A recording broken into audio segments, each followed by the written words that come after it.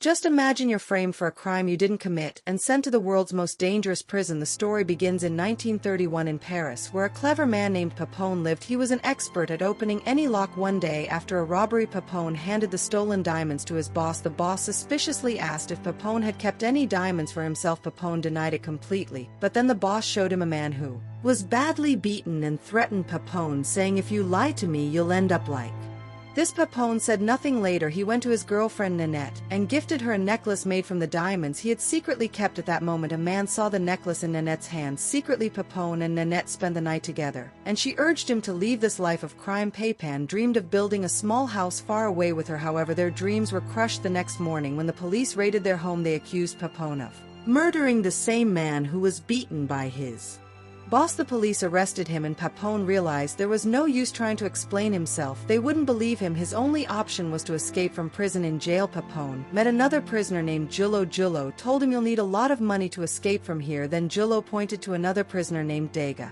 and said he can help you. Dega was a wealthy man but had been caught making counterfeit money. Soon after, all the prisoners were transported to a place called the penal colony by boat. On the journey, Papillon approached Dega and said, "I can protect you in prison if you give me money," but Dega refused the offer. That night, a prisoner sleeping next to Dega was brutally murdered. The man had hidden money in his stomach, and someone killed him to steal it. This terrified Dega. The next morning, shaken by fear, Dega agreed to Papillon's offer. However, he was not interested in escaping because he believed his wife would eventually get him out legally. That night, the same killer who murdered the other prisoner came to kill Dega. Just as the man was about to strike, Papillon intervened and saved Dega's life, beating the attacker. However, the guards discovered the fight and punished Papillon harshly. The next morning, the prisoners arrived at the penal colony. Julot, desperate to escape, injured himself on purpose so he could be sent to the clinic, which had less security. He planned to escape from there. Meanwhile, the new prisoners were brought into the main jail, which was full of dangerous criminals. The warden there was equally ruthless. He told the new arrivals, "Escaping from here is impossible. Don't even try. It'll be better for your health." He warned them of the consequences. If you try to escape, you'll be sent to 2 years into the torture chamber. If you're caught a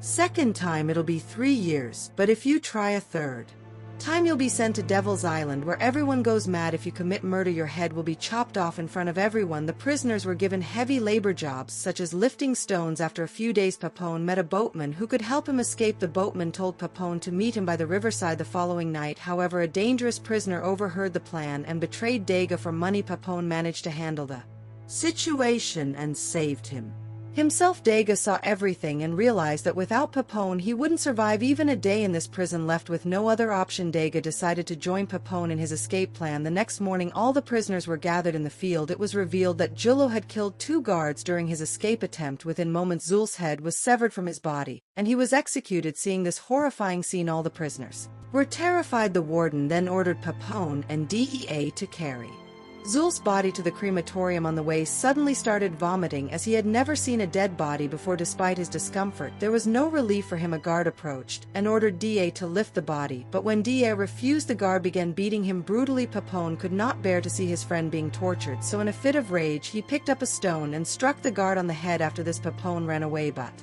poor Dega was paralyzed with fear and couldn't even move. Later that night, Papillon approached the boatman who had promised to help him escape. However, as Papillon requested to the boat, the man suddenly burst into loud laughter. Papillon turned around and realized he had been surrounded by guards. It was then revealed that the boatman was secretly working for the warden, providing information about escape plans in exchange for money. Papillon was brought back to the prison, where the warden informed him that the guard he had hit with the stone had survived. Therefore, Papillon wouldn't face the death penalty. However, he was punished for his escape attempt and sentenced to time in the dreaded torture chamber on another island. In this chamber, Papillon was confined to a small dark cell where he wasn't allowed to make any noise, not even talk to himself. If he broke this rule, he would face additional punishment. His meals consisted of a thin, nearly inedible soup, and the isolation was unbearable. One day, he unexpectedly found a coconut in his food. Inside the coconut was a piece of paper with a message saying he would continue to receive coconuts daily. Papillon quickly realized that these were being sent by Dega, who was secretly trying to help him. For a month, Papillon survived on the coconuts. However, the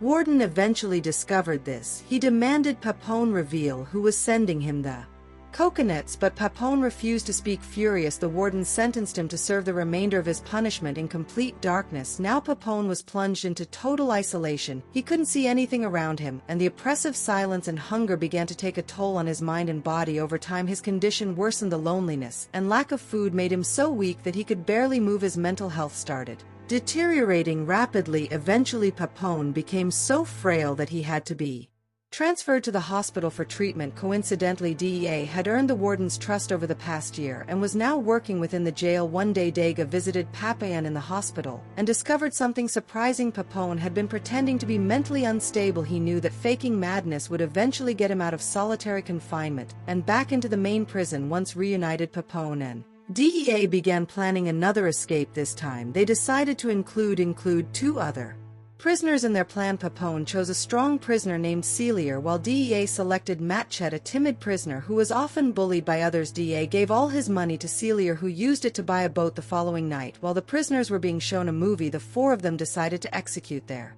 escape plan. As part of the plan, Dega approached the officers who were watching the movie and offered them alcohol. He had cleverly mixed a drug into the drinks and waited for the right moment to steal the key to the main door. Meanwhile, Papillon and the other two Sei and Machette waited anxiously. Suddenly it began raining, and the lights went out. Seeing the opportunity, Charrière suggested they run immediately. However, Papillon refused to leave without Dega. Just in time, Dega arrived with the keys. Taking advantage of the darkness, they unlocked the main door and escaped from the jail. While running, they reached the end of the path, and the only way forward was to jump down to the riverbank. Papillon, Charrière, and Machette jumped without hesitation, but when Dega was about to jump, the lights suddenly came back on. Overwhelming with fear, Dega lost his balance and fell, injuring himself badly. He couldn't walk anymore. Charrière insisted they leave Dega behind, but Papillon refused. With Machette's help, they carried Dega to the riverbank where the boat was waiting for them. Without wasting any time, all four got into the boat and disappeared into the darkness. After a few hours at sea, dawn broke, and Charrière realized they hadn't made much progress. He calculated that the boat was too small to carry the weight of all four of them, and to make matters worse, a fierce storm was approaching. With time running out, Charrière suddenly pushed Machette into the sea. He then turned towards Dega, intending to do the same. However, Papillon intervened and a brutal fight broke out between the two. Charrière, being incredibly strong, nearly overpowered Papillon, but just as he was about to kill him, Dega mustered his strength and stabbed Charrière from behind, killing him. They threw Charrière's body into the sea and managed to pull Machette back onto the boat. Moments later, the storm arrived and the sea turned chaotic. Darkness surrounded them, and they lost control of the boat. When they regained consciousness, they found themselves on an unfamiliar island. Some locals had spotted them floating in the sea and saved their lives. A nun approached Papillon and informed him that they were in Colombia. Papillon immediately turned to Dega and suggested they leave the island as soon as possible to avoid being captured again, but Dega, exhausted from all the running and hardships, declared, "If you want to go, you can go. The deal is over." He had had enough of the endless escape attempts and now wanted to settle down and live peacefully in one place. Papillon then went to Machette to convince him to escape together, but Machette had become infatuated with the women of the island and had no interest in leaving. Realizing that neither of his companions wanted to leave, Papillon decided to escape on his own. However, as he was preparing to leave, he suddenly spotted officers approaching. It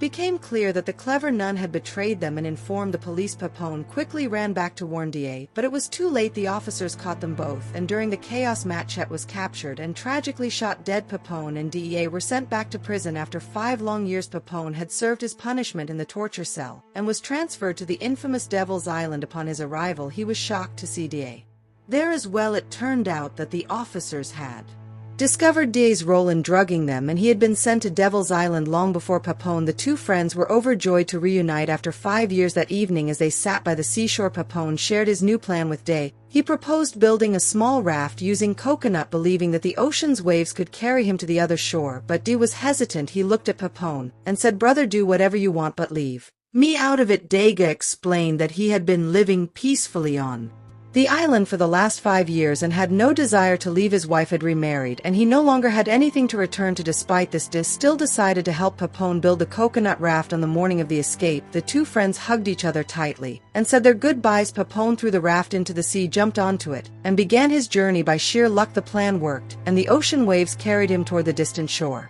As Papillon drifted away, tears welled up in Dega's eyes as he watched his friend leave, and with that, Papillon's incredible journey came to a close. If you enjoyed this story, don't forget to like the video and subscribe to the channel for more. See you in the next one.